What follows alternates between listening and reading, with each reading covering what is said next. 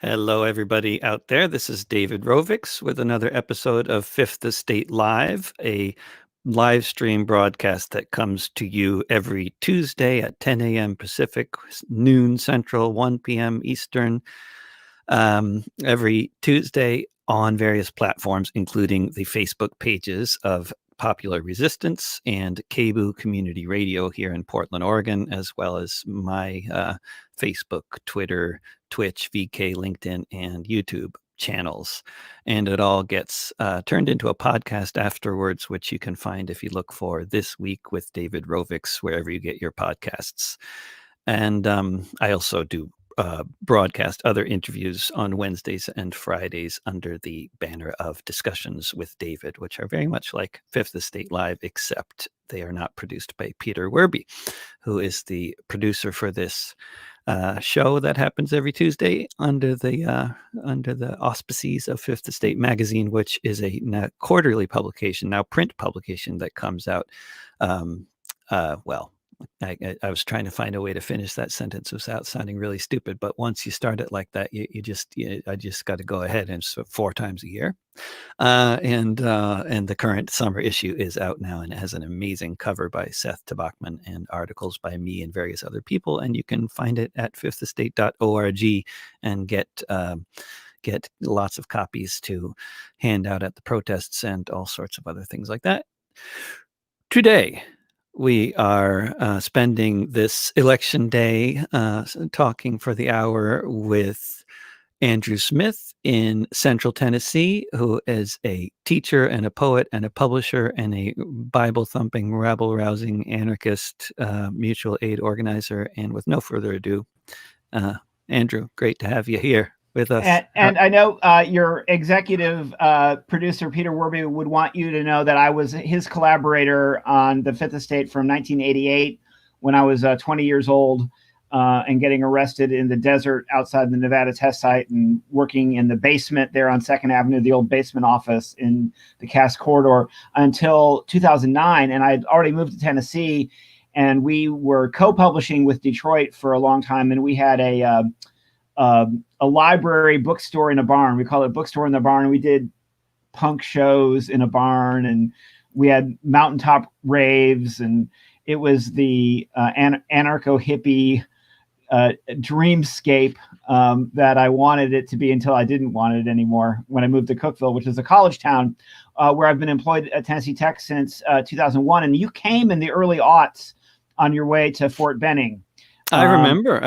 Yeah. I mean, I used to see you around quite a bit, actually, around that time period, around the global justice movement and around SOA protests and in those contexts. At least it seems like there were several years where I would see you around at least once every few months somewhere in the country. And we would be at Fort Benning, and the Radical Fairy Group would be there, and whatever hodgepodge of the FE collective, including John Johnson with a lowercase j. I don't know if you remember John from Knoxville. I just saw John Johnson a few years ago, actually. I did visit Tennessee a few years ago, one of my rare visits to Tennessee, and didn't get to see many people other than John, but I did get to visit John. And I knew about your show, and I had it on my calendar, and I couldn't make it over, the whole hour and a half over to Knoxville that night. I don't remember what was going on, but John and I are comrades also in the United Campus Workers. He works at the University of Tennessee, and we're an anti-union culture here.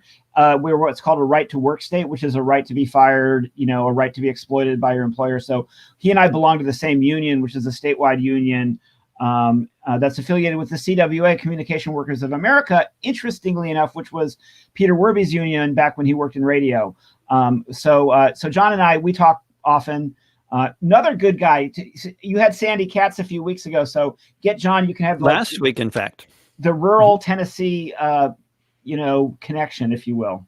Oh yeah, there's I wouldn't want to say a rich vein to be mined in terms of rural Tennessee activists. We can pick another metaphor, but it's well, we're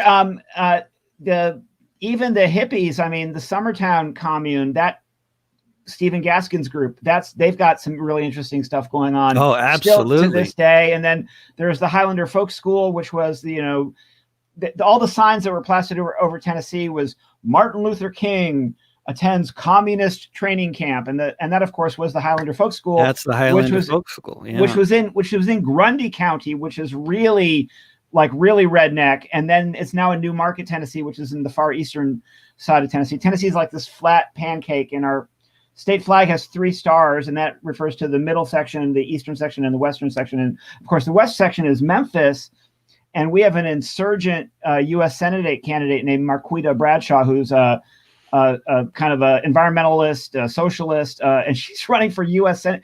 And in the primary, David, she was running against a lawyer type, Iraq veteran, what Tennessee runs, which is white men that look like the white men on the other side, of the ticket. And he had like $1 million war chest, and she had like $15,000 and no paid staff. And she whooped him in the primary. So we ran an insurgent, progressive, single black mom from Memphis. And now she's up against a Republican for the election today. Yeah, and his name is Haggerty, and nobody expects her to win. But if she even has a better margin than our former governor, Phil Bredesen, did have a couple years ago, because he ran that moderate, mealy-mouthed, middle-of-the-road type of campaign that they thought was the only brand of the Democratic Party in Tennessee until very recently. And he got trounced in the general 2 years ago against Marsha Blackburn, who's a very toxic kind of, Trumpist. And so, well, all the Trumpists around here are very toxic. But anyway, she's a particularly toxic Trumpist because she's got a larger microphone than some of them. And in any event, so we're all just cheering that Marquita has a smaller margin today than Bredesen did 2 years ago, that we're going to start running a lot more insurgent progressive types in Tennessee. And interestingly enough, unlike a place like Portland that has this rich, left-wing culture, which of course you live there, that. But here, if you're a Green Party, Howie Hawkins, or if you're a Democratic Socialist, kind of Bernie Sanders, Cornel West, or you're like, to the left of just about it, there's a lot of interesting alliances get formed in Tennessee activism because there's just not as many of us, and we do sometimes feel like we're the weird kind of outliers, and that's just been accentuated under Trumpism, whereas. It was bad during the Bush years, which is when you were coming to Fort Benning, when you came through Tech. I remember when you sang at Tech that some of my students were very, offended by you. I remember that. Right. What was it? The anti-war content they were offended by? Do you remember? I can't remember, but I think a lot of, I think it's different now. I think, the last 15 years, it's, the kids that are coming up now, the Zoomers, I did a straw poll in my English class where they had done a bibliography on election sources. And this is only 20 people. But Biden won the straw poll among my students. Not that that's, earth shattering, but the college population is going to be a little bit more progressive than the rest of the town. But the university and the local county and city elected officials here are all very far right. And they seem to have been emboldened by Trumpism. But anyway, a lot of the far right has been, right. But what about your students though? What is you've been teaching there in Central Tennessee in Cookeville for decades now, and it's a real interesting little sort of litmus test on much of the country. What's it been like? I've been at Tech 19 years, and I was at MTSU in Murfreesboro before that. Well, I remember that's right, Murfreesboro, which is also a similar kind of Central Tennessee. Yeah, I was teaching teaching some gender theory years ago in a very 101. What is the difference between biological sex and gender identity that a person presents as? And David, we're about the same age. Do you remember that cheesy 70s children's program, Free to Be You and Me? Do you remember that? Did you ever get exposed to that? It was like I remember that song, but I don't. It was like a feminist. It was like a feminist, grade school curriculum for gender, for feminism. And so there's this scene where these two babies are talking, and they can't figure out which one is the boy and which one is the girl. It's really quite delightful. Now, I'm sure probably somebody who's a little bit more evolved in gender theory could probably find problems with it, but it's a great intro level thing. And this is in like freshman.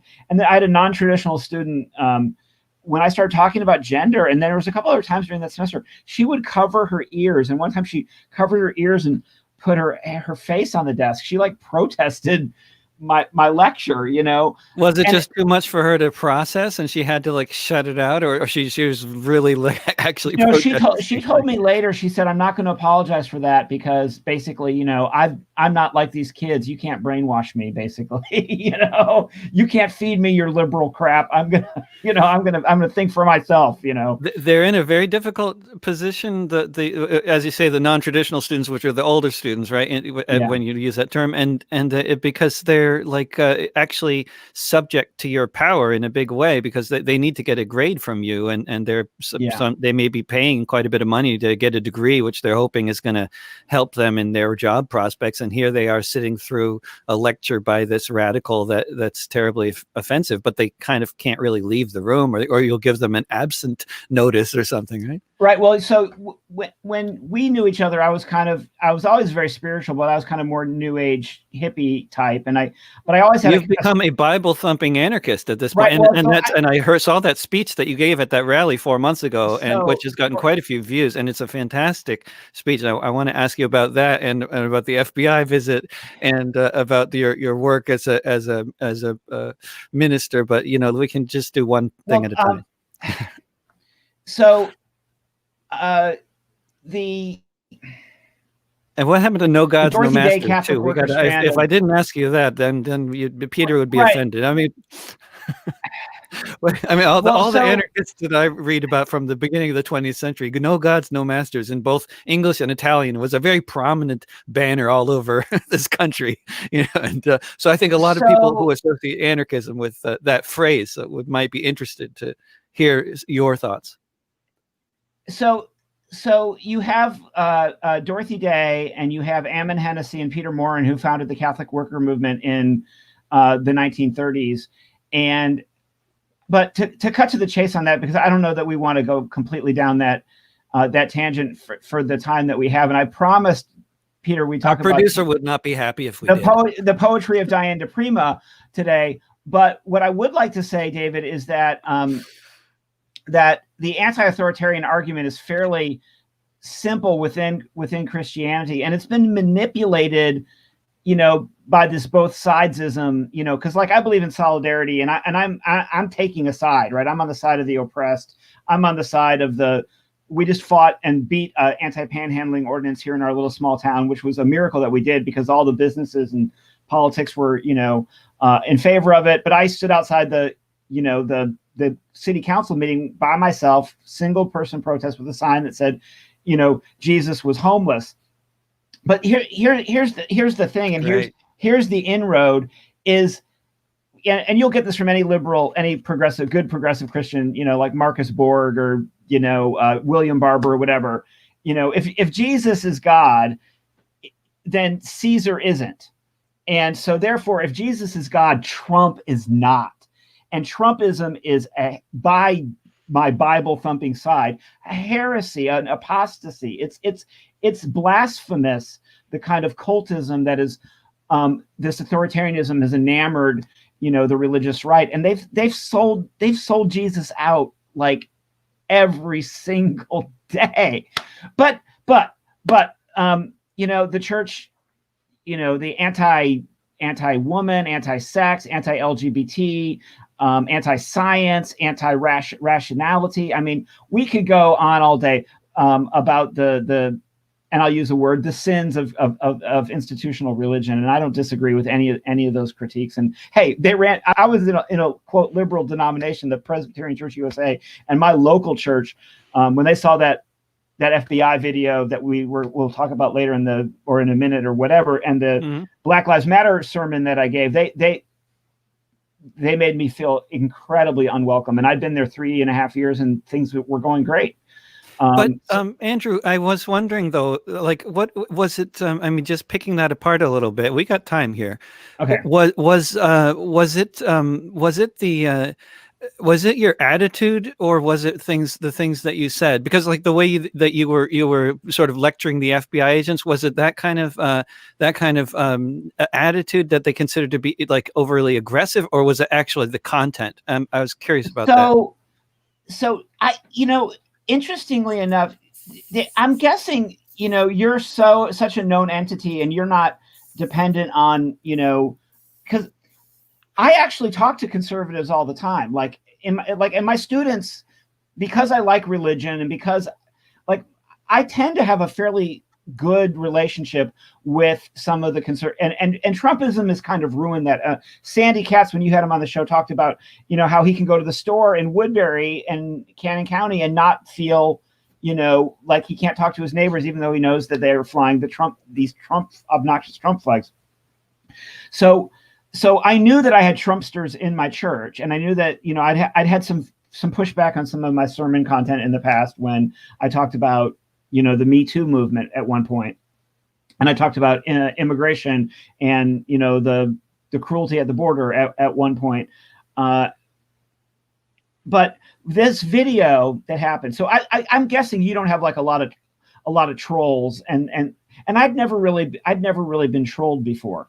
So no, I get death threats daily. Oh, okay. I'm sorry. Really? Seriously? No, it's okay. Yeah. Okay. On YouTube? So yeah. Oh, okay. So anyway, I had never been getting that kind of harassment for my activism in Cookeville in all these years. And so that video got released on Twitter by a website called the Tennessee Holler, which is like very much Democratic Party, but they're like really aggressive, anti-Trump, and they're like truth tellers. They're like, it's called the Holler, right? And that's a pun with, we live in these hollers, but it's like they're hollering, right? And they're a very in-your-face progressive Twitter page, and they have a really good Twitter game. And so they put out that video, and like, I mean, and then I released it on my own YouTube channel, which is the version that I sent you. Now that's an unlisted video, and I'd ask you not to repost it because.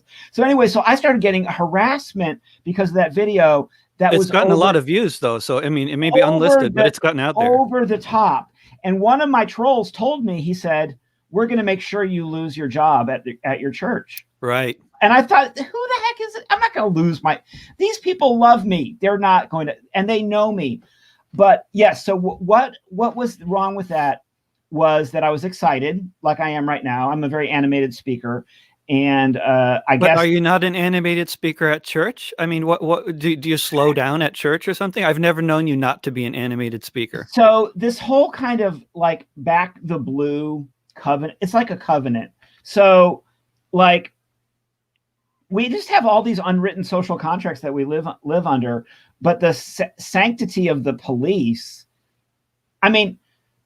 I thought you were being respectful towards them, if a bit aggressive, but respectful. I mean, you didn't. I mean, maybe I didn't get to the end of the video. Did you insult them at the end? No, not at all. Not at all. No, right. No, you got the whole gist of it. Right. But they perceive that as me putting them on their heels. So just for the context of anybody listening here, why is the FBI paying me a house visit? First of all, it was harassment. Second of all, it was on orders of Bill Barr. It was a national campaign during the Black Lives Matter uprising of early June 2020, especially in vulnerable areas that are kind of outside the norm of activism to harass activists.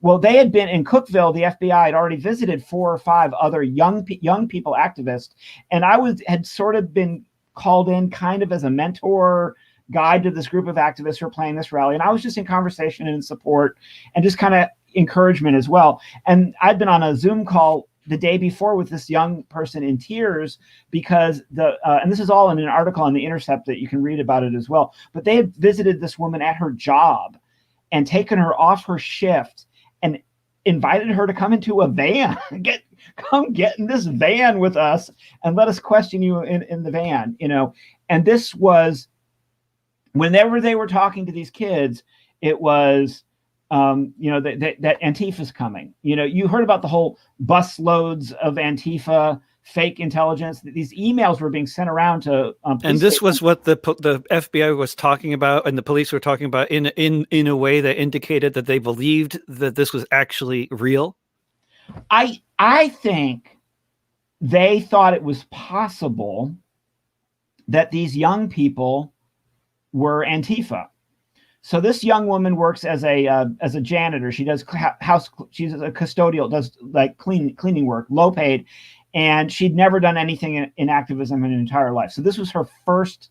Can you imagine back when you're like, and she's 22 or something, when you're 22 and you did your first protest, what that was like, and the adrenaline and the enthusiasm? Well, the first protest you've ever done, you have FBI interrogating you at your job. Well, she was a white woman, and she had and they're like counterculture like vibe. I don't know these kids well, but they just put off the vibe of like vivacious, rebellious kids. And her friend, who was organizing it with her, was a lifelong friend, happened to live an hour or so away in Kentucky. And I don't know what this young woman's connection to Cookeville is, other than this is her bestie. But the idea that there was an outsider, a black outsider from Kentucky coming to Cookeville, I mean, that crossed state lines. That egged on the police into thinking that there was some grand conspiracy. I guarantee you the movement, and there was all these high school kids that showed up. I mean, there was this organic, spontaneous uprising of youth in Cookeville out of nowhere who had zero activism experience, zero pedigree, and they were it was a spontaneous outpouring of support for the Black Lives Matter cause. And it wasn't everywhere across the country. Yeah. And it wasn't, and this is the thing that people, to this day, I'm still having this discrepancy with folks. This was not Black Lives Matter Incorporated. Right. Not the organization. It's like people who think that Black Lives Matter. Like there were people in Cookeville, and I love these people, and we have a saying in the South, bless their hearts, right? So like these are my dear comrades and friends, but we have people in the liberal establishment in Cookeville that also were harassing these kids, like, why didn't you contact the Democratic Party, and why didn't you contact the NAACP? This was this spontaneous, out of nowhere movement, and they weren't asking permission; they were just doing it. They just threw up a Facebook page and started telling everybody that they were doing this. And, and they got kind of full blown harassment from the state. And then they also got kind of, trolled on, I thought, by the liberals who wanted in on it and wanted to help take credit for it, and wanted to put their brand on it. Now, Sounds like same things that also happened during Occupy and other movements as well, just to note. And to their pattern. To their credit, though, those people backed off, and then they showed up anyway. They couldn't stay home. Like, so the people that I'm thinking of, who I thought were a little bit, like trying to be the grown-ups to these kids, a little bit too paternalistic, they still showed up in solidarity at the rally. And the rally lasted like 8 hours. And it was just like, it was insanely beautiful for Cookeville. And we had people, just kind of coming out, and people would just be driving around town, park their car and come and join the rally, because they just wanted to be a part of history in Cookeville. And we've just never, I remember, I don't know if you know Hector Black, who's a death penalty abolitionist and a Quaker and a radical fairy, and he just passed away this summer at 95, but he marched in the civil rights movement with Martin Luther King Jr. He also organized in Atlanta and was part of the Black Power movement. He's a white activist, and he got harassed by Stokely Carmichael in the 60s. That was one of his feathers in his resume. They called him the white Jesus. But anyway, Hector showed up at this. This was the last protest Hector went to in his walker, to this rally. So it was like age 0 to age 100 we're at this thing. So back when you and I were more closely in contact in the early zeros, Hector and I went to a anti-war march on the square in Cookeville during the Afghanistan war, I think before the Iraq war, and there was like 5 people showed up, and that was all we could muster, And then a friend and I, we did Occupy Cookeville, and it was just like a one-day event, and we got like 5 people to show up. So in 2001, we could get 5 people to show up. In 2011, we could get like 5. I'm talking 5 people to show up. And this time it was how many? 500. This is astounding. And this has been the pattern all over the place. It's really it's stuff that hasn't happened in many towns ever, right? But what happened? How has things evolved there in the past few months in terms of having these kinds of protests now? I assume that there have been others, but they've been smaller, and there's been more counter protester types showing up, more Trump flags. Yes, exactly. But we've been doing it on a local campaign, and we decided to try to engage locally. And so we were trying to get a Confederate statue removed from our local cemetery. And we ended up not being able to do that. But the city councilman that we're friendly with, he got the idea that they should post signs bounding the entire cemetery. First of all, it's in violation of the covenant of the cemetery because it's just a statue for the Confederacy with no context that this is in a cemetery. And it's got the text on the monument is propaganda. It's lost cause propaganda. And it was built in the early 2000s. So it has no historical, it's not a historical monument. It's a propaganda statement for these lost cause historical revisionists. But what the city councilman ended up succeeding in doing was having them build a signage bounding the entire plaza that says every plot is a private plot. Basically, a very tame disclaimer. And speaking of death threats, this city councilman got death threats for just putting up a tame disclaimer on the cemetery that the city does not endorse this monument. But it's obnoxious, David. That's another reason why I can't work at my church anymore, is because I disrespected their ancestors by being outspoken about this particular monument. Mm-hmm. So that mouthing off to the cops in that one video, being as pro-LGBT as I was in the other video, and then not being respecting the Confederate monument. My denomination, the Presbyterian Church USA, is fully inclusive and affirming of all LGBT persons. I don't think I could work in a denomination that isn't. And when I took the job at Blue Spring, I told them, what I believed on that, but I have members of the church that don't agree with their own denomination on the full inclusion and affirmation of LGBT persons. So like we're a very queer for the theology of Presbyterianism, which is somewhat conservative on the faith track, is a social justice denomination. Is probably one of the most socially progressive denominations with a traditional theology. So that's PCUSA. Their national event was in Portland a few years ago, and their headquarters are in Louisville, Kentucky, and they used to be a really big denomination, and our numbers are like plummeting because most of the conservative churches have abandoned us and left our denomination. But we're probably like a college-educated white liberal, kind of liberal denomination, similar, I guess, to the Episcopals maybe a little bit, and to the Lutheran, the ELCA Lutherans. That's Peter, I'm sorry. He doesn't want me to talk about that. What's going on with Cookeville Mutual Aid, Andrew? I know that you've been involved.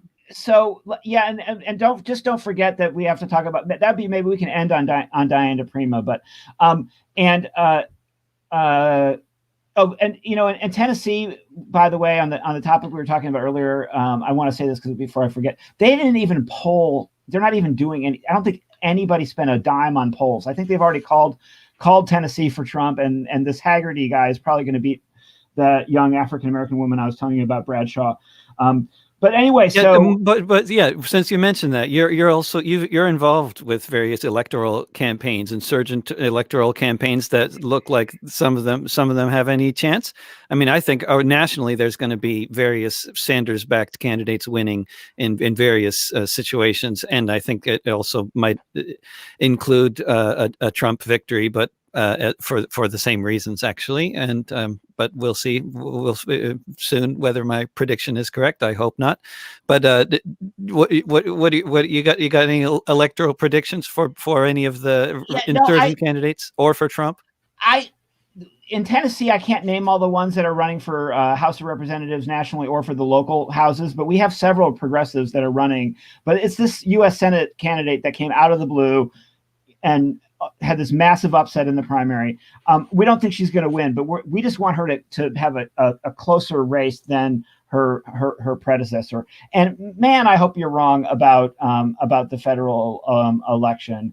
And I think there's a psychic wound in America that needs to be in some way adjusted. And I know that you're probably living in a place like Oregon. What you might experience is the same thing we experienced during the 8 years of Obama, is a lot of entitled apathy, among liberals, where they are not engaged. And one thing you are seeing right now, at least who I'm talking to, and in places like Georgia and Alabama and North Carolina, is liberals are engaged, like in places like Georgia and Alabama and North Carolina and Tennessee. We're like super motivated and engaged. And I say we because I play both sides here.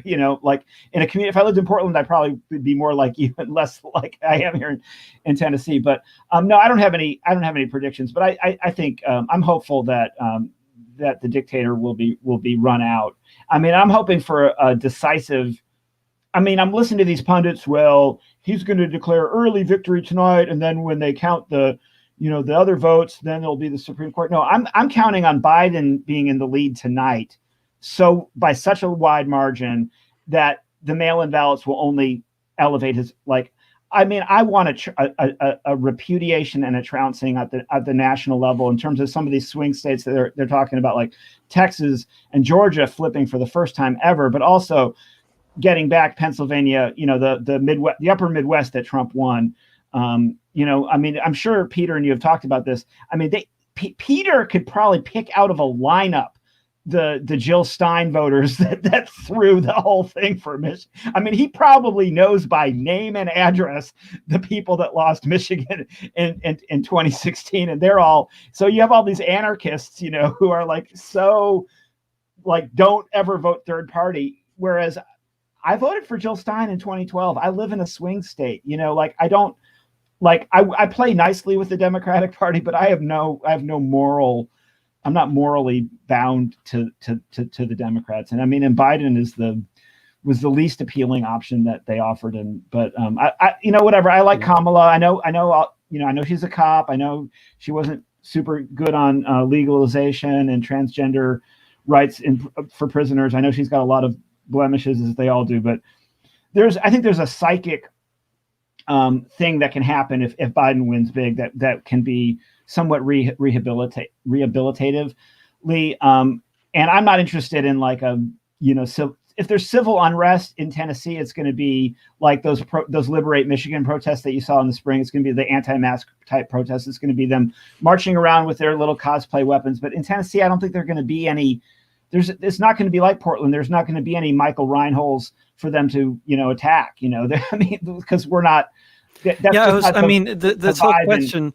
They talk about a civil war, and this term is constantly thrown around, and as you say, of course, you need two sides for that. Like, so what would the other side look like? I mean, this is, maybe, but of course, we're talking more about probably, death squads and assassinations kind of civil war rather than people lining up and shooting each other kind of civil war. Because most of the weapons are on one side. I don't know. I'm not. It's way above my pay grade, and it doesn't even interest me, David. But it'll be interesting if Biden wins decisively and the other side does put up a fight, whether or not the military will engage with these, Proud Boy Yahoo types. And that's not a pretty picture either. So there are so many interesting and terrifying possibilities of just what could happen over the next few days, that every time I post on social media about my predictions for what might happen just like over the next 24 hours, people are always saying, well, okay, and then what?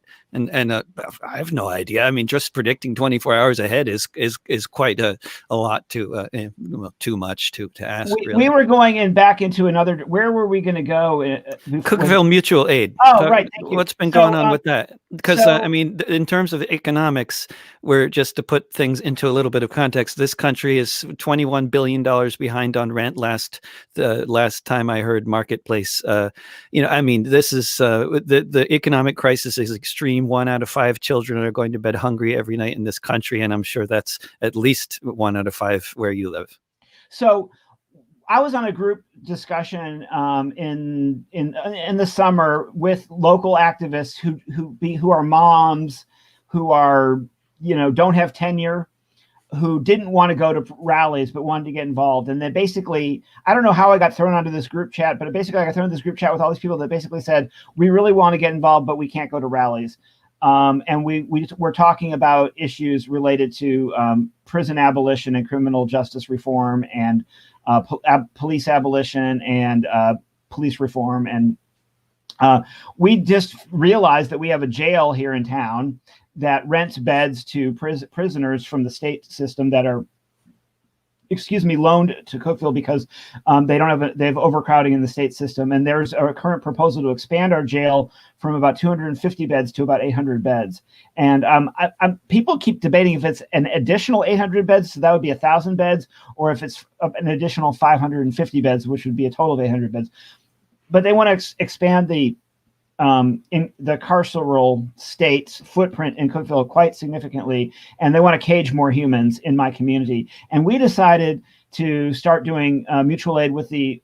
So it's kind of like what used to be what it's like the anarchist Black Cross and all the work that you all are doing for, like, you know, the Green Scare people, like our mutual friend of ours, Marius Mason. So we basically wanted to do like a across the board prison solidarity movement for all the jailed humans in our community, regardless of what they're in for, you know. And we wanted to do it as a form of care and harm reduction. And so we're doing pen pals and commissary donations, and we've just gotten started. We've only donated about $100 so far in commissary, and we've probably corresponded with maybe 20 incarcerated persons.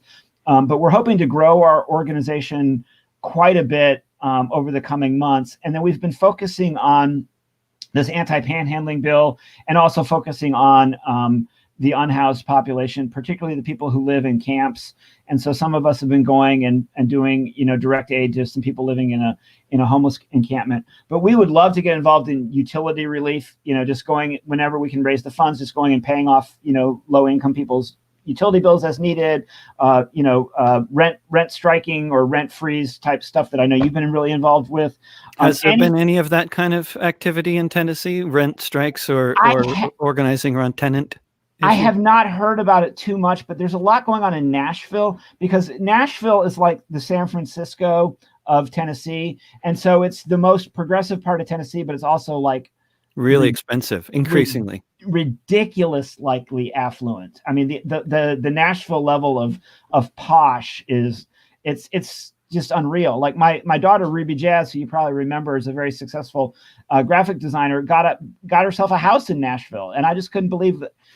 My daughter's very successful, more power to her, but you know that it required her, one, being very responsible and saving up a lot of cash, but then also, you know, anyway, she probably doesn't want me talking about her on a podcast. But anyway, you know, people who work hard and have really good jobs can afford to live in Nashville. And then there's a lot of people that are from Nashville, and it's like gentrification anywhere, who are from there, who don't recognize their own town anymore. And of course it's working people, it's poor people, and it's people of color. And it's a terrible thing. But there are people in Nashville working on all those kinds of issues.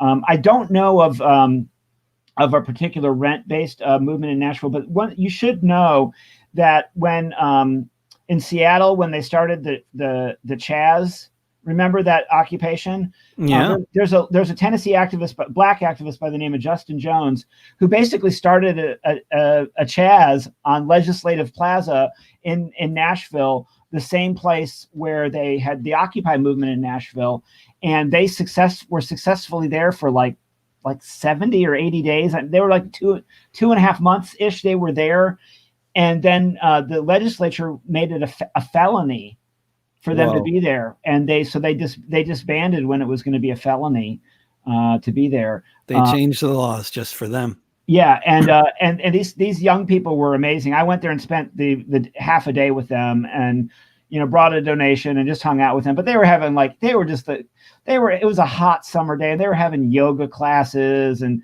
you know, they were just, you know, I met an author, a science fiction author who's in the works at Vanderbilt University, which is a very prestigious university. And here's this, you know, young up and coming black science fiction writer who is a English professor at Vanderbilt. It just happened to be the day I met the other English professor. It was very inspiring, because I had no idea who I was going to meet at the plaza. But it was Tennessee. What did they call it? I think it was just called the Plaza Protest or something. But they kept the plaza.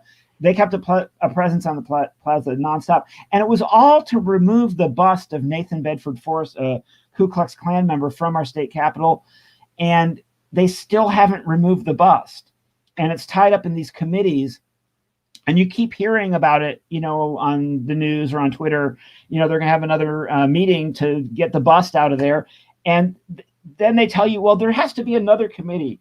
Like, I don't know when it actually gets to the committee that can actually do something.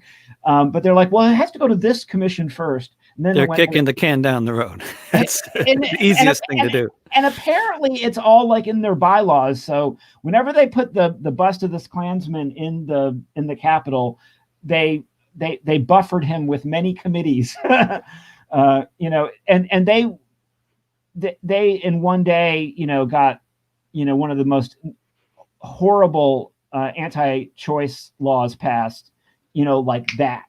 Like, so when these right wingers want to get stuff done, I mean, they passed an anti-choice law like that, and now it's shut down in the courts. But I mean, Tennessee might be the state that brings the case to the Supreme Court to overturn, you know, abortion rights nationally. I mean, they're trying to have the most restrictive abortion laws in the country right now in Tennessee. Are you teaching classes physically these days? So they want me to be on the campus, and my union and my department and some of my colleagues. I've had COVID. Lots of people. Tennessee is a hot red COVID hotspot right now. You were diagnosed with it, or was it suspected symptoms thing? Okay, so I had an asymptomatic case that was diagnosed. So before I lost my job at the church. Interestingly enough, because I'd been at that Black Lives Matter rally, that was the first public thing I'd done in months. I said, I better go get a test just in case I caught COVID I actually went to 2 very large protests 2 days in a row. And anyway, I had an asymptomatic case of COVID over the summer. But no, lots of people I know have had symptomatic cases. Lots of people I know have died from COVID-19. Really? Lots of people who know have died in Tennessee? Or no, just acquaintances, you know, like, right. and several of them were older people, you know, like a friend of my mom's passed away from COVID related, you know, death. I mean, David, maybe I'm being too like loosey goosey with my anecdote. I mean, I'm including John Prine in there. Okay, sure. You know, I see. Then definitely lots. Yeah, if we're yeah. But I know people who have relatives who have died, and COVID right now has decimated my community. So we've been fighting my university to be more lenient on staff and faculty to make their own decisions about whether or not to physically show up at work, and whether or not to do an alternate work arrangement, some kind of a telecommute arrangement. And we have not had success getting them to really. They want a certain number of people on the campus so they can tell their parents that we're open.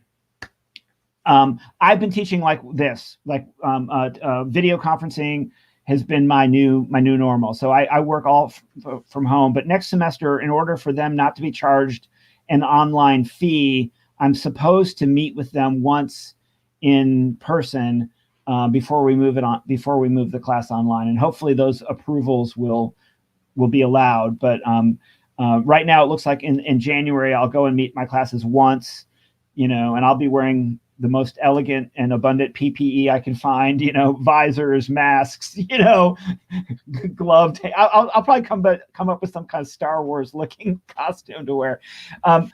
Just to make a point. And then I'll teach online again in the spring. And I kind of like it, but it's kind of exhausting too. The online teaching, yes. Yeah. And when the FBI visited you and other activists around town, and did they ever visit any of the far right people, as far as you know? And do you have particular reasons to be concerned about your security? Are any of the trolls actually talking about times and dates and specifics when they threaten you? No, and they all backed off, at least right now. You know,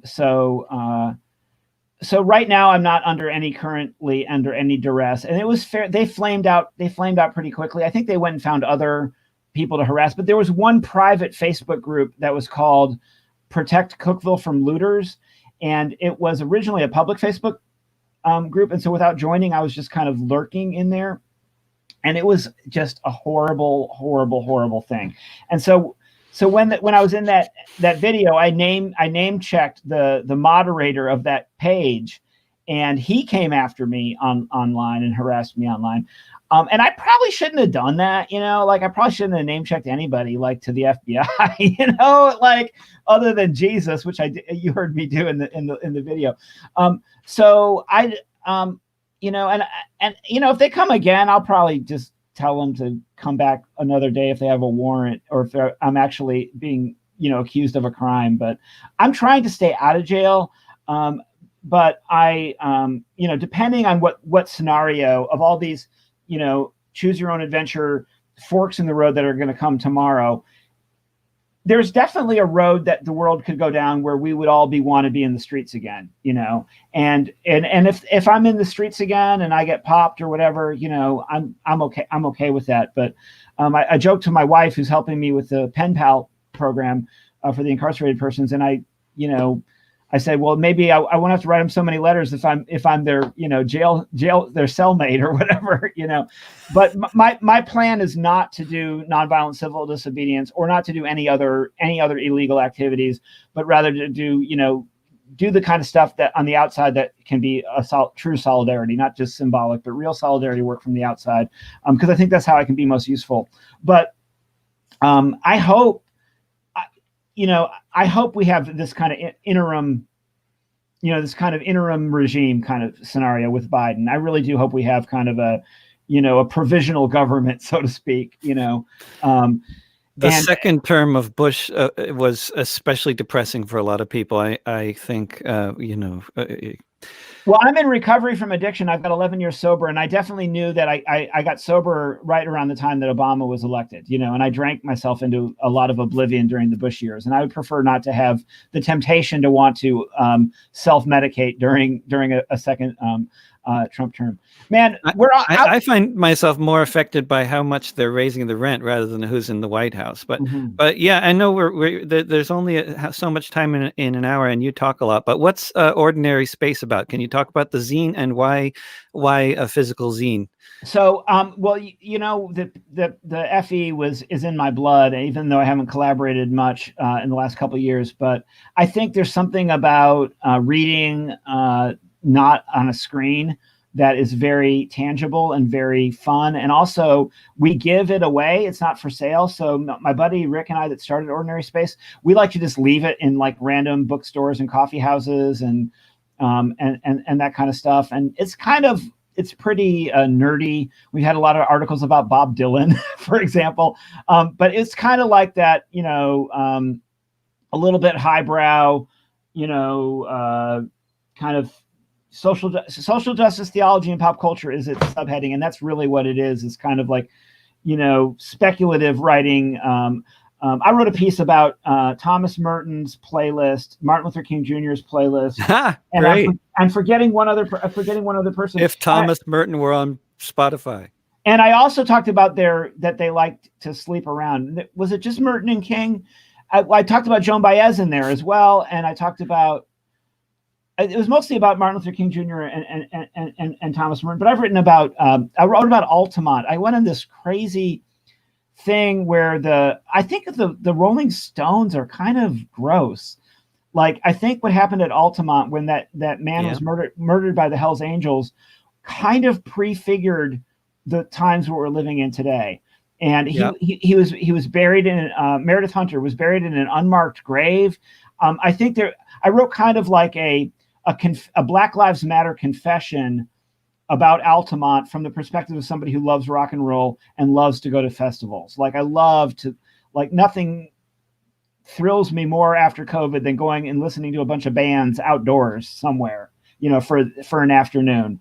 And I think Altamont was kind of like a moment where the white youth's desire to get messed up on drugs and alcohol. So I think as a recovering alcoholic and as a radical, Altamont, and somebody who is a hippie, even though I try to, keep that under wraps sometimes, well disguised. But like, that was supposed to be the West Coast's Woodstock, and it was like this.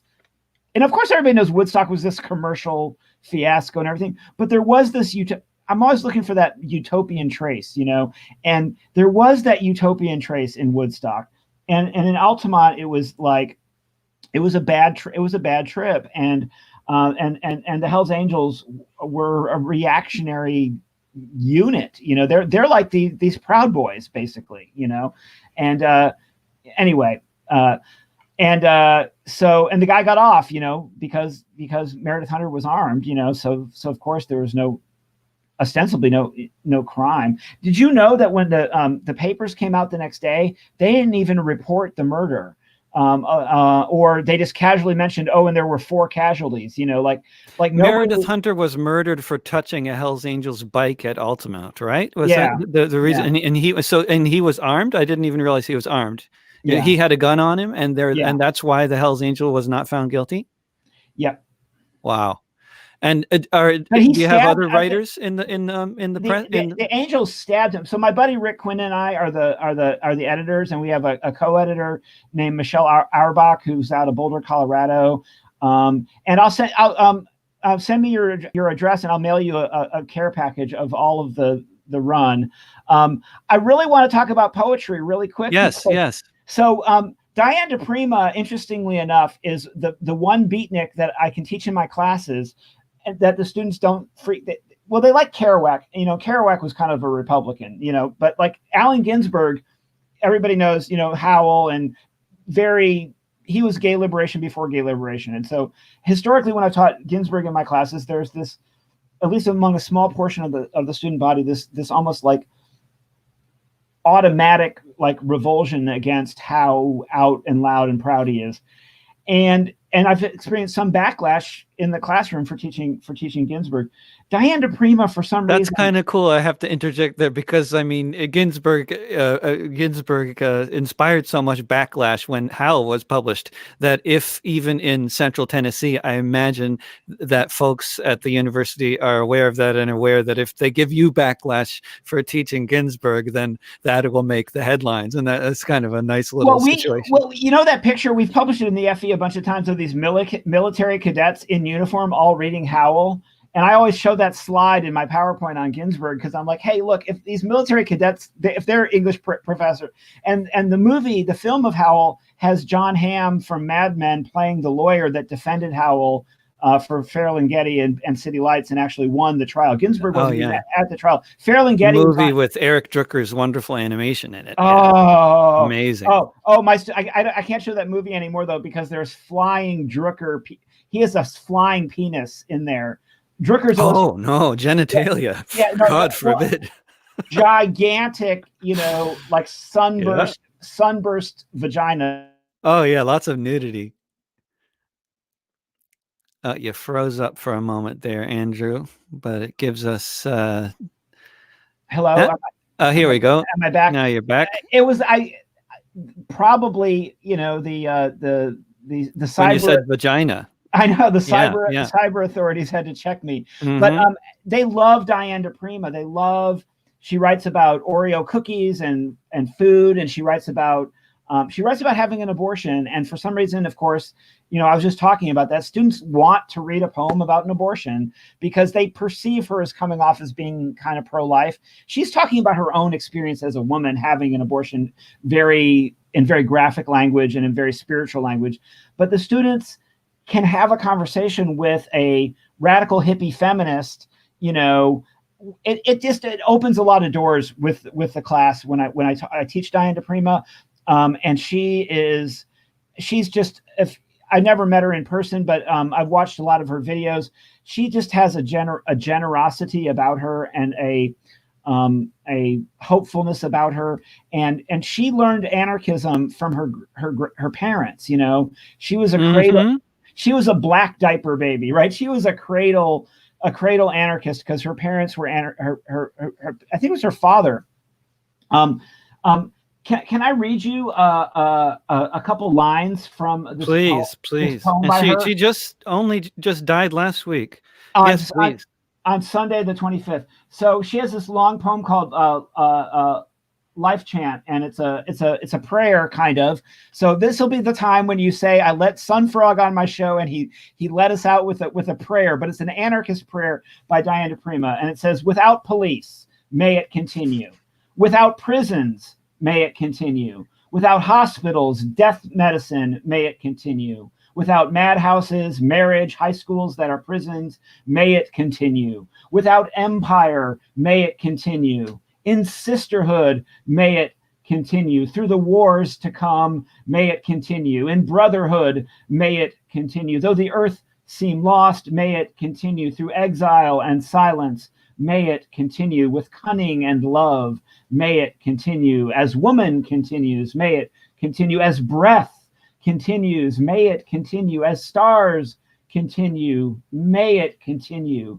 May the wind deal kindly with us. May the fire remember our names.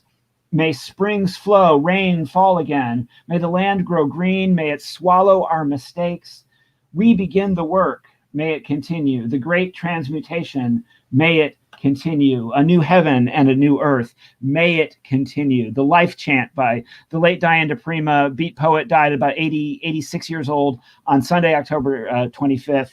And most famous anarchist book she wrote was called Revolutionary Letters, which is a collection of poems situated in the counterculture of the late 60s and early 70s in San Francisco, where she was the poet laureate of San Francisco, and in her poet laureate address spoke of the utopian San Francisco that we all want at any city in the postmodern, post-industrial world to be, as though it were real. And then in the middle of this address, she's talking about this real San Francisco to her that would look like, the Portland that you want.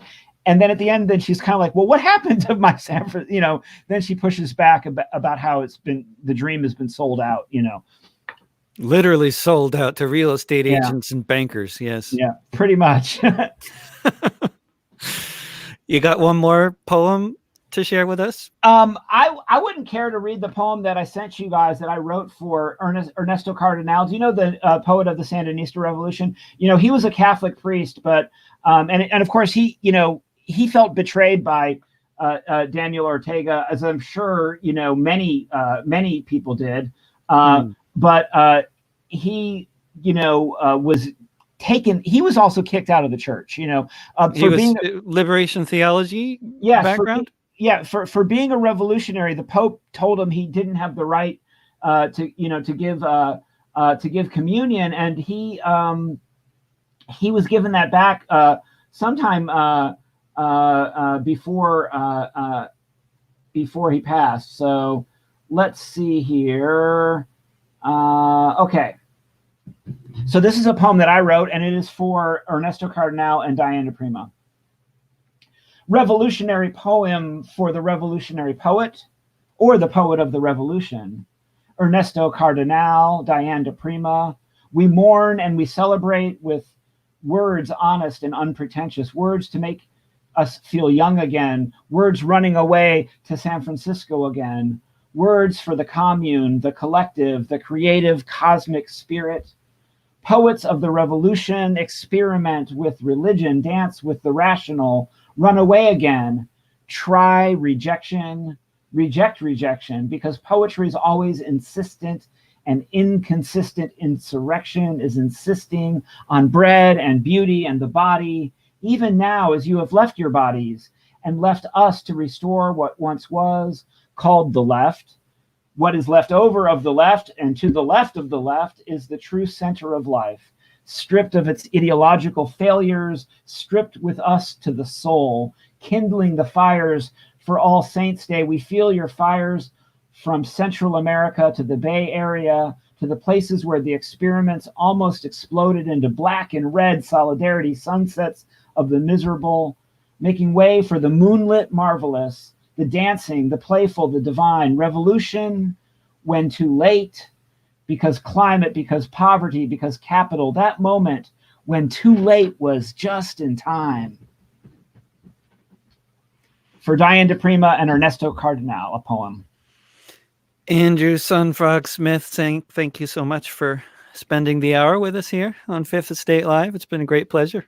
And I look forward to sharing this archived version later on all your platforms with my friends. And thank you, David. And we'll stay in touch. And I'll send you a care package of some recent Sunfrog zines. Excellent. Great. Bye. Talk to you soon. Take care. And Thanks, everybody, for tuning in to another episode of Fifth Estate Live, which you can find archived on my YouTube channel at youtube.com/drovics, as well as at fifthestate.org in podcast form, or if you look for This Week with David Rovics on any podcasting platform, or go to the video section of KBOO Community Radio's Facebook page or various other places. It's all over the place, you know? Thanks. And tomorrow I'll be talking to filmmaker Joshua Tucker at the same time on the same platforms as I'm on right now. And remember, everybody, whatever else you do, don't pay the rent. Mutual aid will get us through. Trust your neighbors. Talk to you soon. Take care.